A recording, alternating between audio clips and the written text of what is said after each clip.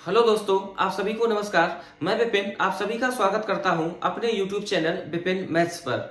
आज सीआई का एक ऐसा स्पेशल सवाल सोल्व करने वाले हैं जो सच मायने में आपका ईगो हर्ट कर सकता है। सीआई में इससे बेहतरीन सवाल हमने तो नहीं देखा, तो आइए इस सवाल को करते हैं सोल्व। बहुत ही प्यारा सवाल, बेहद खूबसूरत।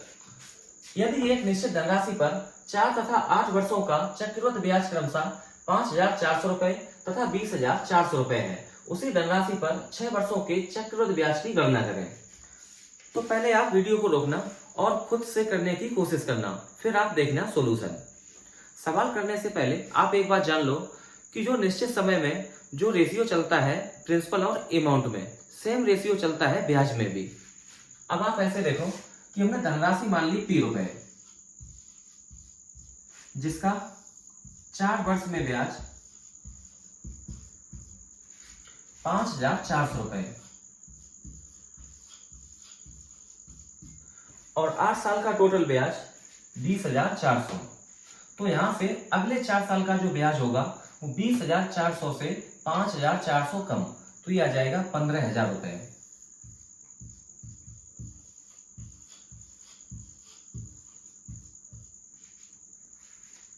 अब दो तरीके हैं आपके पास, या तो आप लास्ट के 2 साल में ब्याज निकाल लो। हमें चाहिए 6 साल का ब्याज। 8 साल का ब्याज हमें पता है 20,400। अगर लास्ट के 2 साल का ब्याज अगर हम निकाल लेते हैं तो हमें माइनस करना होगा 20,400 से, तो आ जाएगा 6 साल का ब्याज। या हम इस 4 साल के बाद अगले 2 साल का ब्याज निकाल लें और 5,400 में जोड़ दें तो हमें मिल जाएगा 6 साल का ब्याज। तो अब आप ऐसे देखो कि 5,400 और 15,000 रुपए,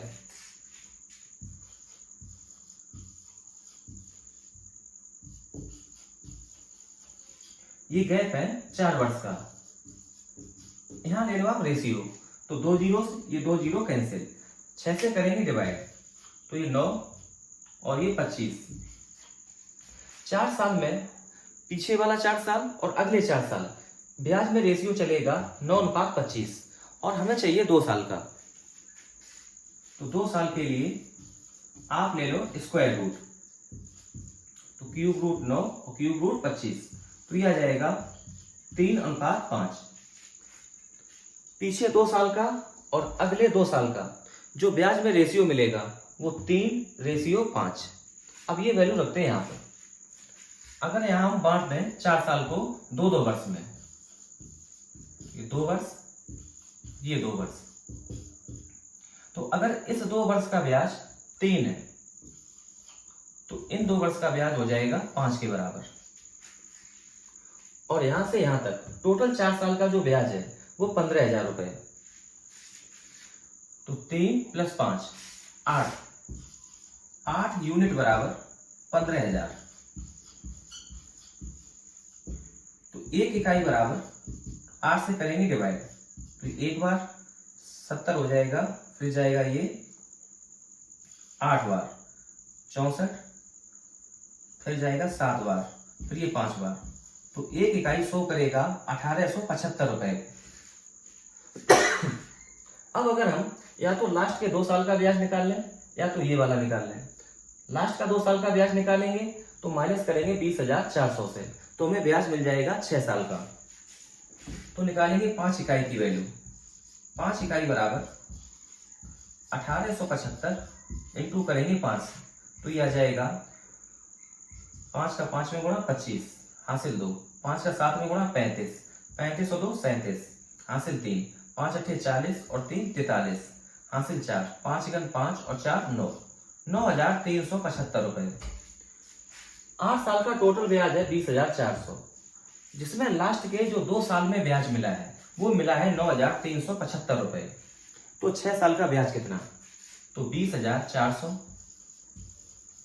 माइनस करेंगे 9,375 को, तो 10 से 5 कम 5, 9 से 7 कम 2, 3 से 3 कम 0 और ये 20 से 9 कम 11। तो 6 साल का ब्याज हमें मिलेगा 11,025 रुपए। तो ऑप्शन सही है, ऑप्शन नंबर डी। या आप ऐसे देख लो कि 1 इकाई बराबर 1875, तो आप निकाल लो 3 इकाई की वैल्यू, तो 4 साल से आगे 2 साल का ब्याज है वो हमें पता लग जाएगा। तो 3 इकाई बराबर 3 पंचे 15, 3 सत्ते 21 और 1 22, 3 का 8 में गुणा 24 और ये 26, 3 एकम 3 और 2 5, 5,625 रुपए। तो यहाँ से 4 साल के बाद आगे 2 साल का जो ब्याज होगा वो 5,625। तो 4 साल का ब्याज 5,400 रुपए। इसके अगले 2 साल का ब्याज 5,625 रुपए। तो टोटल हमें ब्याज मिल जाएगा 6 साल का। तो इनको जोड़ेंगे तो 5 ये 2 तो 6 6 10 और 5 5 10 और 1 11, 11,025 रुपए। तो ऑप्शन नंबर डी ये सही है। तो उम्मीद है ये सवाल आपको समझ में आया होगा। वीडियो देखने के लिए आपका दिल से धन्यवाद।